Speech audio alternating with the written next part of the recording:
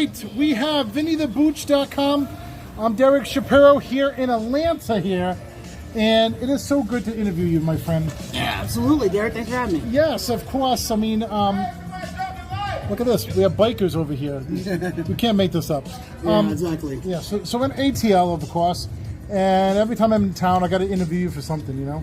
Always. And we got to do movies, of course. Yeah, I think we just shot something earlier. I'm telling you, we do it all, you know? Yeah. So, of course, we're on VinnyTheBooch.com for the Derek Shapiro Power Half Hour. Yes, we are. So tell me, you are one of the managers, also, I mean, you are the manager for Buff Bagwell. Yes. In addition to you doing your podcast, the Boochcast. Yes.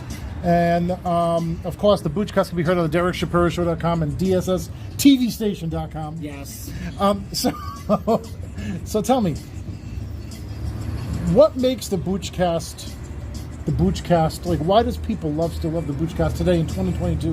What makes the Boochcast great is the fact that here's a lot of reasons. First of all, if you're looking for great wrestling analysts, it gets no better than the Boochcast because there's a diverse group of people, or sometimes I'm by myself, but either way it's entertaining because every co-host or every person I bring on the show with me has a different perspective on the business. You got people who work in the business, you got people who have watched for a long time, people who know the inner workings, people who think they know the inner workings, fanboy. We got all different perspectives all brought together on one show. Wow. And you know each person on some level knows what they're talking about, and it sparks a lot of discussions. That's what makes it entertaining. And then the stuff outside of wrestling is entertaining as well because everybody knows when I'm on the Boochcast, I keep it real. I don't care about your feelings. Yes. Oh, yes, I'm gonna tell you the truth. If it hurts your feelings, so be it. Now, of course, you know, when we're on the radio, this is more serious. I mean, this is not serious. I cannot say I'm serious, but this is more, just more subdued, more like being on cable is more like, you know. But me and you on the Boochcast, it's like we have had a lot of debates, and you call me out how it is a lot of times. I do. At the end, we're still friends. Yeah. And the reason we're still friends is because we both can take the criticism, and neither one of us gets, for lack of a better term, butthurt. And I don't even pay him to be my friend. No, I wish you would. I need money. But no, that's the thing. Is that I'm real and I'm honest. Some people don't like when I'm real and honest. Like Derek knows if he wants an honest opinion on something, I'm gonna give it to him. Yes. Whether it's a movie, whether it's his poetry, whether it's the show, anything. If something's good, I'm gonna tell him it's good. If it's terrible, I'm gonna tell him it's terrible and why it's terrible. Exactly. He has the option to take my advice, or he has the option to say hell no and do his own thing. So how did you get involved managing Buff Bagwell? That is a story all in itself. I've known Buff Bagwell for many years. Is that a good thing or a bad thing? It's a good thing. Okay. It can be in the middle sometimes. But I've known Buff since I met him in 2014 when I interviewed him for the Boochcast many years ago.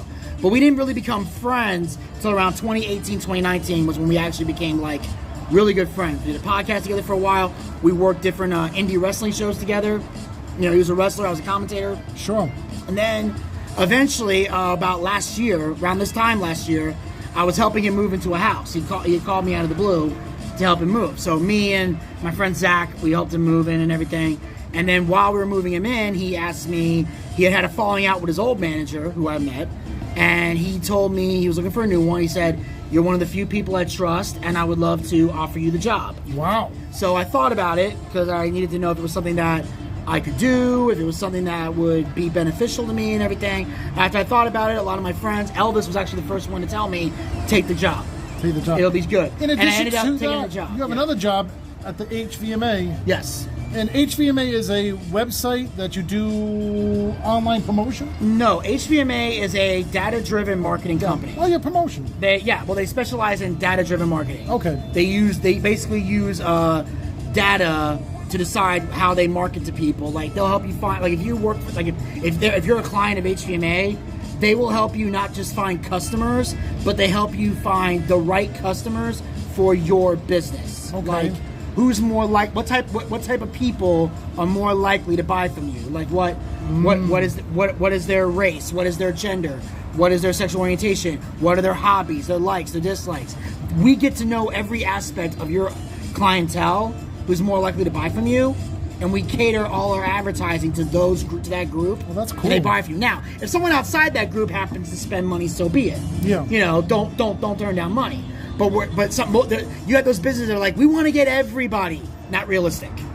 Here are the people that are actually going to buy from you. Sure. That actually your product solves their problem. I like so that. They're going to buy from you. I like that. And my job there is I'm the social media manager. What I do is I manage accounts, I create content, I edit stuff, I put things together, I schedule them out there for the clients. That's pretty much my job, is to manage these social media accounts. So that's cool. That's cool. my primary job. Well, thank you very much, Vinny the Bucci. VinnyTheBooch.com, of course. Yes. We're on there. And by the way, this cable show is on rivradio.godaddysites.com too. So, you know, right. Yeah, give a shout out to my son, River. Other people can get in touch with you? Yes. Yeah, absolutely. If you go to VinnyTheBooch.com, that's the primary website for everything. My social media, Vinny Bucci, the Booch on Facebook, at Twitter, at Vince Bucci, Instagram, at Vinny the Booch. Bucci, that's my new Instagram that I have. My old one got hacked. You can subscribe to my YouTube channel, Vinny Bucci, and of course the Boochcast on Anchor, Spotify, Breaker, Google Podcast.